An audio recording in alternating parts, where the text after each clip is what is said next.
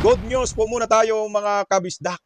Ayan na po, Brave 14 nakalaya na po pagkatapos maglagak ng piyansa ngayong araw ng Sabado. Mabuhay po kayo mga bagong bayaning Pilipino. Maraming salamat po sa inyo at siyempre, pasalamatan din po natin si Atty. Livy Baligod na hindi niya iniwan itong mga magigiting na Brave 14. At ito pa, isa pang good news, mga traidor, natukoy na rin. Puta, nakakahiya po kayo. Kawawa naman yung inyong mga anak. Mabansagang may traidor kang tatay. Ito pa, good news pa rin po ito. Ayon kay Atty. Livy Baligod, tukoy na ang dalawang retired general na siyang ang utak sa mga panunuhol sa Brave 18. Dinabribitin para. Dating mga ex-Marines, dinabribitin kasi Brave 14 na rin. Yung apat na trumaydor. Sino kayang retired general ito? Kasi nabanggit niya dating si IDG at dating PNP. Tang inumin. Hoy, Diwata, ikaw ba yan? Magandang gabi po sa ating lahat. Palike po muna, pa-share, pa-subscribe. Kasalukuyang binabayo po ang lungsod ng Bagyo. Mag-iingat po tayong lahat sa mga bahaing lugar. Magsilikas na. Dahil alam nyo na, walang flood control under Bangag Admin, puro ghost. Parito na nga ho yung mga nagsisiwalat. Yung Brave 14 patungkol sa mga mali-malitang pira. Okay, palike po muna, pa-share, pa-subscribe at pakipindot po ang inyong mga notification bell para lagi po kayong updated sa ating mga video. Siyempre, puro good news mga ating pag-uusapan ngayon. O narito na po, formal na pong nakalaya ang Brave 14. Pagkatapos po magpiyansa, mabuhay po kayo. Narito.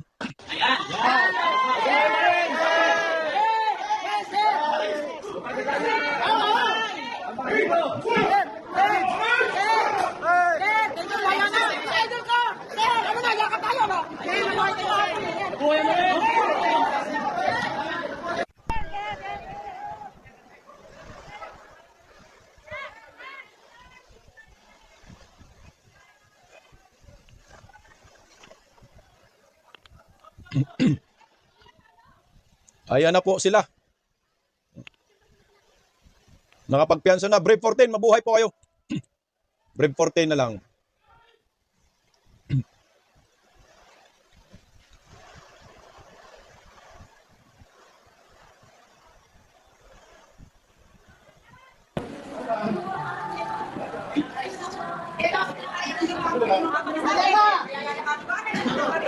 Makisabi, maraming salamat sa sakripisyo nila para sa ating mga Pilipino, sa kinabukasan ng ating bansa. Sana lakasan at tibayan pa nila ang mga loob nila. Maraming nakasuporta sa kanila. God bless, si Lord na ang bahala sa lahat. Salamat!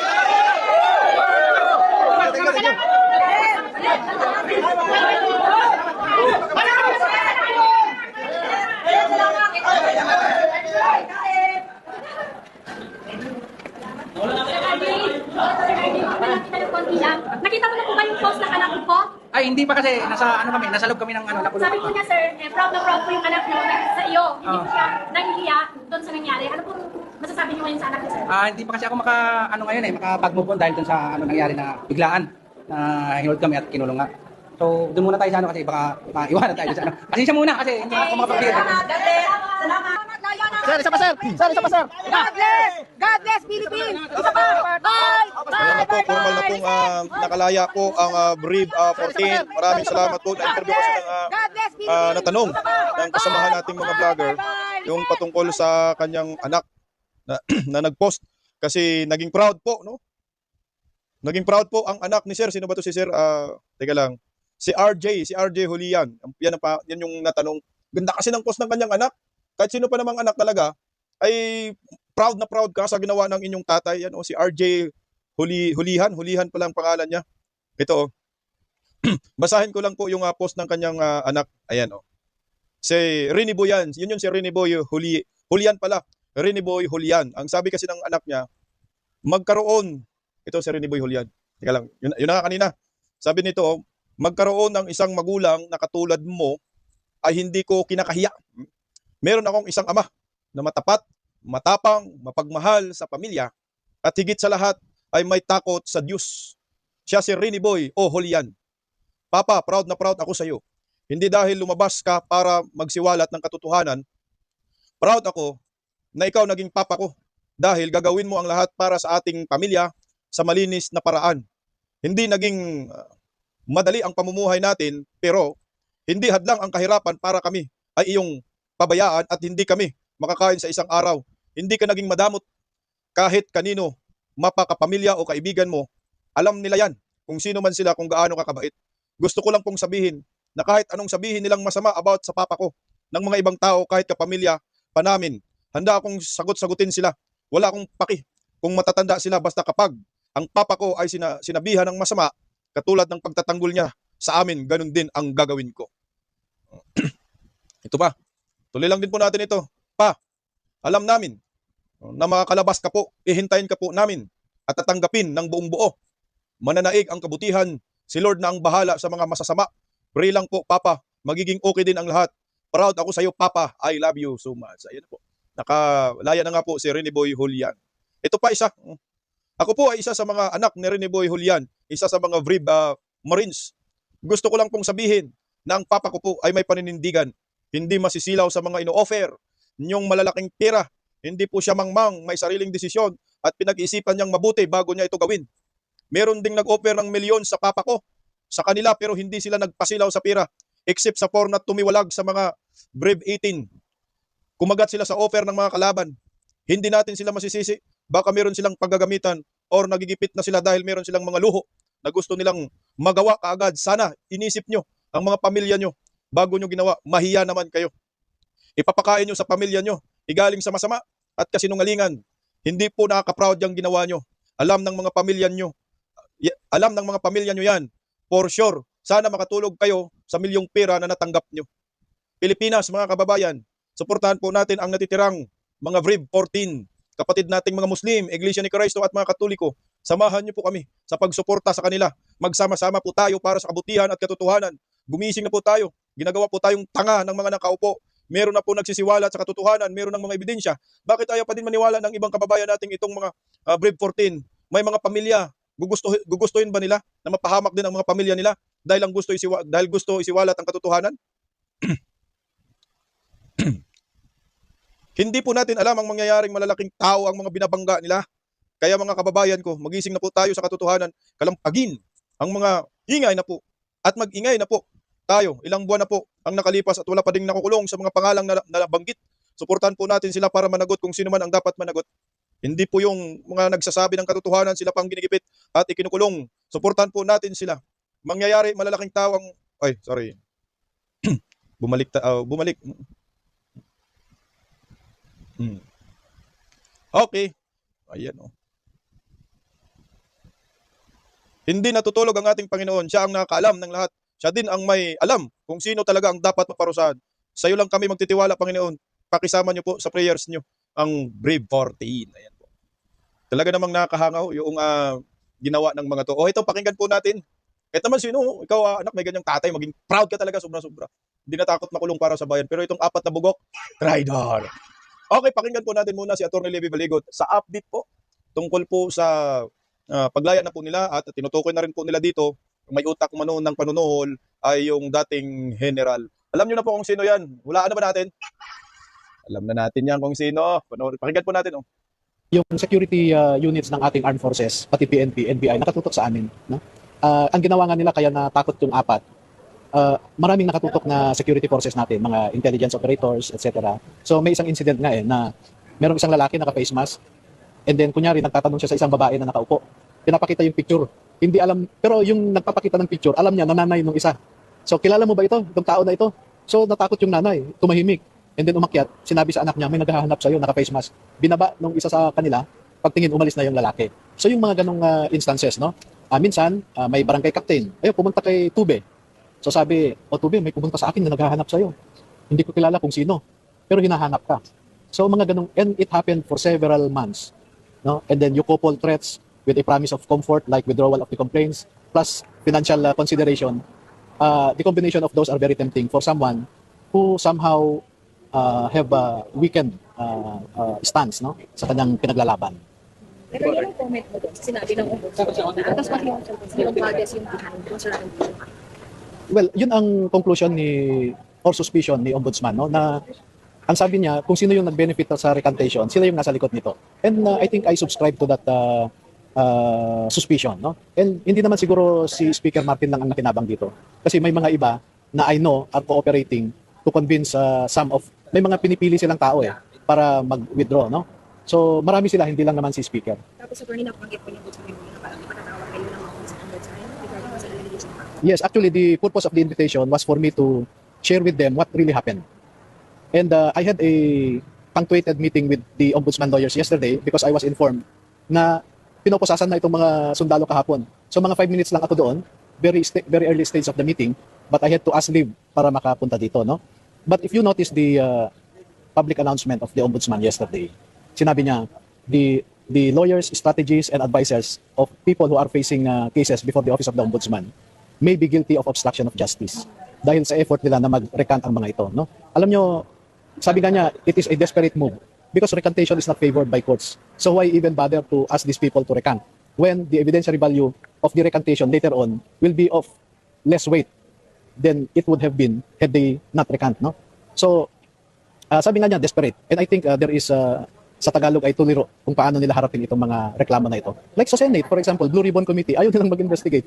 Kasi tuliro sila how to respond with the allegations of this former Zaldico security personnel who, according to the assessment of the ombudsman lawyers, have personal knowledge of what happened because they were there. They had the reason to be there because they were security personnel of Zaldico. And what they saw were not hearsay, but they perceived what they saw through their own senses. No? Kaya ang sabi nga ng ombudsman sa kanila ay credible. Oh. And that is also one source of confusion for us because the ombudsman is saying they are credible and yet the National Prosecution Service are saying they are lying. And this is the situation where the Supreme Court in several cases had forewarned already that once a co-equal body already took jurisdiction of an issue, the other co-equal bodies should refrain already. And that is the doctrine of non-interference, no? And the doctrine of primary jurisdiction. Parang nabanggit niyo kagabi, may mga evacuate ka confident na yung evidence po nito ay malakas.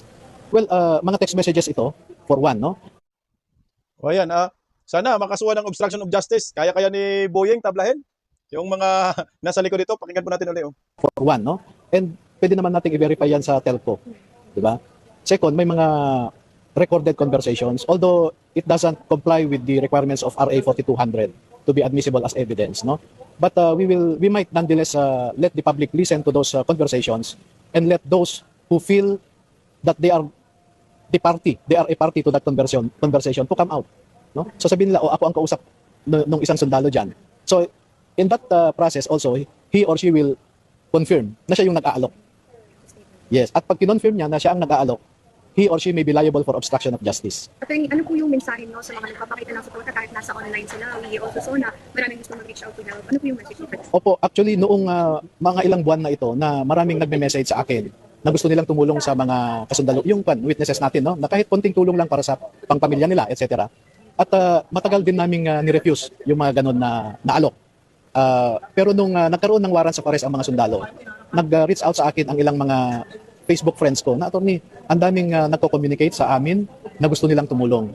At kinausap ko ang mga witnesses natin at sabi ko, I think wag din nating i-frustrate yung mga kababayan natin na gustong tumulong because they want to be parts of this advocacy, this fight against corruption. Gusto nilang makisali kahit nasa ibang bansa sila o nasa liblib na mga lugar, ay gusto nilang sumali dito sa ipinaglalaban natin. And let's not deprive them of that, shall we say, yung patriotic feeling na nakatulong sila sa pinaglalaban natin. Okay, sa Caloocan Court, we spent about 679,000, no? In Muntinlupa, about 20,000 lang. In San Juan, 140,000, excluding yung mga ibang fees, no, yung JDF, etc., no, research fund, etc. But dito ang malaki. So it's 1 million mahigit, no? 1,030,000 plus for this court alone. No? So nakapag-ipon din kami ng mga contribution galing sa iba't ibang mga kababayan natin. At again, I will take this second opportunity to thank, gusto kong magpasalamat po sa inyong lahat na kahit po talipa pa lang ang inyong negosyo, yung taga Cebu, yung taga Quezon City na nagpadala ng 1,000, ay kung po yan, ang value po niyan ay hindi natin makukwenta sa amount. Ang value po niyan ay dahil nanggaling po sa inyong puso, no? Maraming salamat po, no, sa inyong lahat. Yung mga kababayan natin na nasa ibang bansa na ipapadala sana ninyo yan sa inyong mga pamilya na nandito sa Pilipinas na kaya kayo nag-abroad ay para maiangat din ang buhay ng inyong pamilya. Pagkos ibinigay nyo pa para sa tulong sa mga sundalo natin, no? So maraming salamat po. We will never ever repay you for your kindness and for your support and for your love of our country. Attorney, ano po yung reaction nyo na sinasabi po ng iba na Kaya daw po nag-recant yung apat dahil nga daw po nakulo yung nagpa-finance doon sa 18. At ito, number one, yan yung ginamit nilang panakot, no? At isusunod din daw akong makukulong. No? Pero pangalawa, yung allegation nila ngayon na Mike Defensor is financing refutes their own allegation kasi nasa kulungan siya. So, paano siya makapagbigay ng financial support sa amin? Nasa kulungan nga siya, no? So, there is time really for truth to really come out. So, yung allegation po nila na nag-finance, pati si Marcoleta ay sinabit nila, where na-meet ko lang si Senator Marcoleta nung nag-invite sila ng Blue Ribbon hearing, no? Hindi ko yan naman personally kilala. So, paano yan magbibigay ng pera sa amin? So, actually, nagsasakripisyo ang mga sundalo na ito. Hirap sila sa buhay, pero pinapanindigan ito. And yung mga inaambag ng mga kababayan natin na nagpapadala, no, ay nakakatulong din para sa pangkain nila. So, yung mga personal needs, no? Thank you po, Attorney. Thank you po. Ayan, naging emotional pa dyan si Libby Baligod. At siyempre, malaking bagay po yung ambagan ng mga OFW. Wala talagang pera. Yung Brave 14 na lang. O narito, sino ba yung may sa likod ng recantation suhulan? Ito po, isiniwalat ni Atty. Libby Baligod na dating general daw. Ito, pakinggan natin. Cheres, si Nico de Los Angeles, may mga binabanggit ang mga tao na ito na nag-uutos din sa kanila. Umabot ito sa isang mataas na retired general. Actually, dalawa pala, no? Yung dalawang retired generals na yan ay parehong pinamunuan nila noon ang CIDG ng PNP, no? So sa ngayon, hindi ko muna mabanggit ang kanilang pangalan dahil hindi ko rin alam ang motibo nila kung bakit kailangan nilang suhulan ang mga ito. At tama yung sinasabi ni Ombudsman na yung mga nanghikayat sa apat na ito may be liable for obstruction of justice. Okay, dalawang retired general, yung isa dating PNP chief at si IDG. Sino ba yung nasa isip ninyo? Tangina mo, Diwata. Yung isa, alam na natin, si Diwata yan. Yung isa, kasi dalawa mo sinasabi ni Libby Baligod. So, ito, mukhang si Diwata na, yung isa. Okay, bago po natin pag-usapan yung dalawang general na traidor, pakinggan po muna natin ang mensahe ng mga leader ng Brave 14. Dahil galit na galit po ito dito sa apat na traidor. Pakinggan natin si Sir. Dapat hindi kayo napasilaw, hindi nyo ipinapalit ang ating pinagdalaban ngayon para sa bayan, para sa ating bayan, para sa kinabukasan nating mga anak. Dapat hindi kayo pumayag na kukunin lang yung mga ganyan na binigyan lang kayo ng konting pera, pumalitan na kayo. Anong klaseng kayong mga Marines pa naman kayo? Sinira yung imahe ng Marines. Kaya dapat sa inyo, may kalalagyan din kayo balang araw. Lamas. Pagkita-kita pa rin tayo mga kapatid. Salamat sir. Wala pa kayong naramdaman itong mga nakarang araw na parang may something na sa mga kasamahan yung apat? Nung nakarang araw, yung dalawang kasama namin, talagang nararamdaman namin kasi kakaiba na yung mga kanilang pinapakita sa amin na mayroon silang kinokontak, mayroon silang kausap lagi sa cellphone. Pagka lumapit kami, lumalayo sila, minsan ginawa nila yung cellphone. So yun palang naramdaman namin. Pero hindi namin pinasin yun. Gawa ng bilang Marines o bilang kasama sa mga lumalaban sa ating bayan, lumalaban sa korupsyon. Kaya lang namin. Pero nung gabi, talagang umalis sila na hindi nagpaalam at pumunta sila sa mga nanungol sa kanila para tumanggap ng kung saan halaga at ipagpalit ng kanilang panghihinginan. Bilang isang beses yan, nakatip sila. Ito yung pangatlo na ito eh. Humingi pa sila ng tawad yan kay Atty. Dahil nagawa nila yung una. Pangalawa, kunti pa rin. Pero yung pangatlo, tinuluyan na. Halaga. Pinagpalit nila yung dignidad nila sa malaking halaga. Hindi lang ito, barya. Hindi lang 100,000, 20 million. Malaking halaga ang binigay sa kanila. Tapos, nagpa-press-con sila, naka-face na. Samantalang lumalabas naman po kami. Hindi naman kami naka-face mask eh. Sila talagang balot na balot. Pero kahit balot na balot sila, alikot pa lang nila, alam na namin sila kung sino sila. Eh ngayon, taong bayan na ang mag-ano sa kanila, mag-husga. Yun ang katotohanan. Kaya, siguro, kami noon na lang siguro mag-ano sa kanila. Tama ba yung ginawa nila dahil ang daming sambayan ng Pilipino na umaasa sa 88 Marines. Ngayon, 14 na lang. Sa totoo lang po, proud ako sa Marines dahil nakasali na ako dito. Dami po ako. Proud ako dyan sa pinaglalaban. Kaso may pinitaw eh. Pero, bandang huli, 14 pa naman kami. Sulit pa rin yan. At asahan ninyo ay yung pinaglalaban namin. Sir, excuse. Tama kayo dyan kasi 14 pa rin naman sila. So yung apat, mga bugok. O yan, tuloy lang natin sir. Ito yung leader nila. Pakinggan natin. Muli, this is the moment ng mga to. So-called prevailing. Ngayon na parang apat yung talagang natrikant na, and then knowing na marami na kayo pinaglaban yung parang dun sa expose mo against kay Martin Romualdez, yung delivery scheme. Ano yung take mo dito sa mga ganitong ginawa ng mga kasama? Sa akin ma'am, bilang team leader nila, masakit para sa akin. Kasi unang-una, since nung lumabas kami, talagang napag-usapan namin ma'am na kahit anong mangyari, walang kakalas. Kasi lahat ng mga binitawan namin o lahat ng mga pinahayag namin ay totoo lamang. Itong nilabas namin, laban ito para sa bayan. And alam nyo from the start, na malalaking tao talaga yung define ng mga expose. Yes ma'am, alam namin yan. Kaya nga sabi nga namin, kahit gaano kalaki o gaano katibay itong mga taong binabangga namin, kailangan natin banggain to. Kasi kung hindi natin isuwalat to, walang mangyayari sa bayan natin. Ngayon sir, anong nararamdaman mo kung sa apat na ito? Siyempre, ang consequence niyan, babalikan sila ng ombudsman. Kasi nga, meron silang sworn affidavit doon sa Office of the Ombudsman, revealing. Ako ma'am, naaawa ako sa kanila. Kasi unang-una, although na nabigyan sila ng promesa na tatanggalin yung kaso, pero hindi nila inisip yung ginawa naming affidavit, na voluntary kami nagbigay ng affidavit sa ombudsman, ng individual affidavit, na pumirma kami mismo sa harapan ng mga 8 abogado doon. So hindi kami pinilit doon. Kusa namin binigay lahat ng mga nalalaman namin. So, sinasabi nila na kaya lang daw sila nagmalita dahil binayaran sila ng Atty. Baligod. Sa inyo ba, ikaw personally, ba pinangakuan ka ba ni Atty. Baligod kapayat ng inyong naging salita sa inyo? Ma'am, from the start, kusa po kami na lumapit kay Sir Lady Baligod, Atty. Baligod, na pasalamat nga po kami dahil nakilala namin si Sir. Kusa po kami na lumapit sa kanya para may lantad itong lantarang korupsyon sa ating bayan. At yung sinasabi nila na pinangakuhan kami ng pera, wala po yun. Napakasinungaling po nilang apat. Kaya mahiya naman sana sila ma'am sa ganyan na paninira nila. Alam niyo ma'am, si Ma'am Malo at saka si Sir Levy, halos pakainin kami ma'am sa dalawang palad nila. Pero nagawa pa rin nilang parang sisiraan pa. Kaya awang-awa ako ma'am sa apat na to. Kung ano mangyari man sa kanila, sana hindi na nila pagsisihan po. Ikaw yung team leader ng grupo. Ano ang tanong pa na recantation? Break 14. Ma'am, itong Brave 14, talagang kinausap ko ng bawat isa.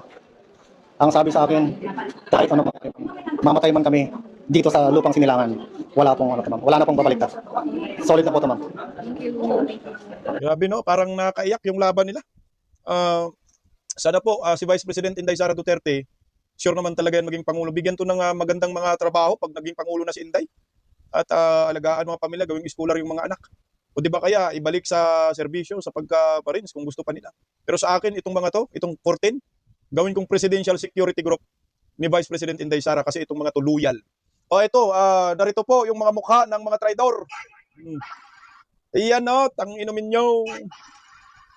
Bistado na po, kilalanin po natin yung 4 na traidor na nagpauto di umano sa General, dating si IDJ at PNP Chief. Sino kaya?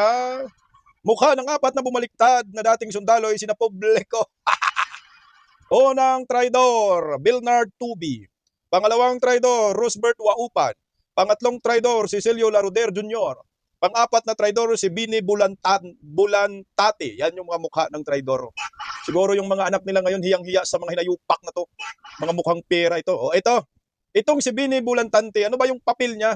Anong na-research ko, yung isa yung nakasombrero, mukhang walang masyadong papel sa Brief 18 eh. Wala akong nakuhang lead niya. O ito si Bini Bulantante. Pakinggan nyo po, baka ito yung tinutukoy ni, alam mo, ni Libby Baligod na dating PNP Chief at si IDG na di umano'y nanunuhol sa 4 na ito. Galing din po sa bunganga ni Bini Bulantate. O, pakinggan natin itong traidor. Maraming nagliligaw sa amin. Na Ano po? nililigawan po kami na hindi na po kami magsalita para manahimik na lang po. Una dyan, pinapatawag kami sa Sino po Rapos. ang lumiligaw sa inyo? Si dating Chief of Staff, Nick Torre po.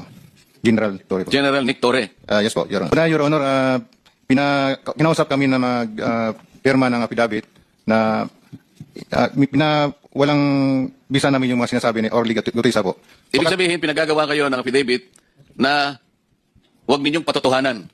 Opo, Your Honor. Yung mga pinagsasabi Opo, Your Honor. na nauna ni Sergeant Gutesa. Opo, Your Honor. Hindi siya naliligaw, nananakot siya. Yung naliligaw, malumanay, magandang approach. Narinig nyo? Si Diwaturi. Yan ang sinasabi ng unang traidor. O, galing na po sa bunganga nila, no? Hindi natin sinabi na si Tory talaga, pero ayon sa video, nililigawan daw sila noon pa matagal na. Kinunik lang natin sa sinasabi ni Baligod na dating si IDG Chief at PNP Chief, yung isa sa 2 general na utak ng panunuhol. O, ito pa, si Bini Bulantante rin po ito. Ano bang papel niya dito sa flood control? Flood control sa mali-malita. Siya lang naman po ang nagsabing nag-deliver siya ng mali-malitang pera dito sa kay Tuta Soto sa Baclaran. Ang Tuta Soto, meron ka bang ano dito? Partisipasyon kayo ni Torre magsama? Tanong lang ha. Oh, yan yung mga traidor. Ito pa, ang dami niyang papel eh. Oh. Kumilik Chairman George Garcia, tumanggap umano ng 4 na malita. 35 to 40 million. Ayon po kay, yan, bulantante. Buluntati pala. Munti ka na mabulati. Oh. Yan yung isa sa mga traidor. Ito pa yung traidor. Ano bang partisipasyon ng isang traidor? Ay, awards na ito, oh. Ayan, pakinggan natin ito. Isa pang traidor. Ano bang papel niya? Ay Congresswoman Laila de Lima, kasama siya sa mga congressmen ng 19 Congress. Hindi pa siya congresswoman noon eh. Bakit siya kasama rito doon sa listahan ninyo sa paragraph 43? Yun po yung siguro po may lapses po kami dyan kasi Your Honor Napagkamalan niyo siyang congresswoman noong panahon na yon? nung congresswoman nung panahon na yun Your Honor hindi pa po siya kongresista. Pero yung namimit na po kami ni Attorney Baligod, congresswoman na po kasi siya kaya nasama po dyan sa mga congressman po. Kasi bukod sa kanya, itong tunay na mga congressmen na nilist down nyo sa paragraph 43, babanggitin ko na, salitaan nyo naman ito eh. Yan, si Rosbert Waupan, ang pangalawang traidor na nagsasabing tumanggap ng sobre si Laila de Saba. Tingnan nyo po. Ito pa, traidor. Your Honor, ako po si Belnard Tube. Sa Paway po, Your Honor. Yung dalawa kayo, pumuntang Ilocos? Yes, May mga retrato pa ng eroplano? Yung nag-receive lang po kung sino po doon sa Paway po nag-receive po. Alam niyo yung address o yung bahay? Kahit barangay lamang? Your Honor, hindi po kasi gabi po kami dumating ni Kong Saldi doon sa area po. Pero kasama ko po si Kong Saldi. Alam niya po yung kung ano po yung exact address nun. Anong itsura? Naka-UTRU ma'am, nakatabi po ng lake, yung lugar po. Tabi ng lake o tabi ng dagat? Kasi gabi po, either dagat or lake yun ma'am. Basta tabing tubig, Yes po. baybayin. Yes po. Tapos saan kayo? Doon ma'am sa Letter U na bahay ma'am kasi nakikita ko po yung mga picture nung ni dating president po na si Marcos din po. May picture din po sila ng family din po. Then yung room po may mga yung telepono po kasi may mga pangalan po ng mga anak niya at saka So nakapasok pala kayo? Yes po. I see. Nakita ba ninyo yung kamag-anak nila o pamilya ng mga opisyal? Yung time na dumating po kami Your Honor is sila lang po. Nauna po si Kong Sandro, then the next po si President, then si First Lady po yung dumating nag-dinner po sila ni Kong Saldi. Andun pa rin kayo? Yes po. Kinamugaan na po kami bumalik po ng Maynila po. Kailan kayo nagpa-picture? Nakita ko may mga retrato pa kayo eh. Your Honor, natandaan ko 2022 pero di ko matandaan yung... Pero that was the same visit nung nagatid kayo ng Yes po, maleta. yes Your Honor. Thank you po. Yan, si Bernard Totobe, traidor. Yun yung nag-deliver kay Sandro Marcos, Bongbong Marcos, Lisa Bagay sa Ilocos. Na may picture pa sila ni Sandra. Ito. Please identify, sino nakakuha nitong picture na to? Saan at sino-sino yan? Your Honor, ako po yan Your Honor, ang kumuha ng picture po si Kong Saldi po kasi tatlo lang po kami nandyan po eh. Ito kinuha sa bahay sa Ilocos, no? Yes sa po. tabing dagat. Ang tanong ko lang, kailan kinuha yan? Ayan o. Same po pagdating namin. Akala ko 2022 po. Akala ko dumating kayo nung gabi. Hapon na po ma'am. Hapon na yan. Tapos, tuloy-tuloy kayo natulog. Yes po. Kinabukasan na po kami bumalik ng Manila. Kinabukasan kayo lumipad. Pero may dala kayong mga maleta. Iniwan na ninyo doon? Yes po Your Honor. Kanino po? Diyan po sa bahay po, ang nag-receive po ma'am si Kong Sandro na po eh. Hindi ko pa alam kung kanino niya po. Ano. Okay. May ikalawang picture yata. Ito yata hindi nasa Ilocos. Sino to? Ako din po yun, Your Honor. Saan yan? Hindi po yan sa Ilocos. Wala nga. Sa Manila po, hindi ko alam kung saan po na area po yun. Okay, so pagtitipon lang yan? Walang delivery dyan? Wala po. Okay. Bakit kayo nandun? Invitation po kay Kong Saldi nun po, ni Presidente po. Okay. Ayan, yung hinayupak na yan. Ayan, yung selfie nila ni Sandro. Bernard Tube. Yung isa, wala masyadong papel sa brief 18. Okay lang. Wala namang testimonyang maayos yung isa. Ito talaga tatlo, no? I think yung isa pa dyan, kay Erwin Tolfo. Ayan po yung mga traidor. O, tingnan po natin kung tutuluyan ni Buyeng Rimulya, yung di umanong dalawang general na utak ng panunuhol sa 4 na bugok. Ayan po, namnamin po ninyong mga kamag-anak nito, putang ina nakakahiya. Diyos ko. Ayan po mga kababayan, ang mga good news na pinag-uusapan natin ngayong gabi sa Bisdak Pilipinas. Uy, wag naman ninyong kalimutan ang Birada Agila. Sa Lunes hanggang Miyerkules, alas 3 po mag-umpisa. Tsaka Huwebes hanggang Biyernes, alas 2. Baka po pwedeng panoorin ninyo kami. At nais ko po munang pasalamatan mga nagpakulay sa akin. Maraming salamat, Ani Haramilya Lilibit Halulur, Ma'am Vivian Pigurua. Maraming salamat po sa inyo. Mabuhay po tayong mga Pilipino. Tuloy ang laban ng Brib 14 na lang po ngayon. At lalaban para sa bayan. Maraming salamat sa mga OFW na sumuporta sa Brib 14 para makapaglagak ng piyansa. Yung 4, wala nang kaso ang mga bugok, umatras na si Trillanes. At saka yung sa 4 na yan, meron din nagtestimonya dyan na patungkol kay Trillanes doon sa International Criminal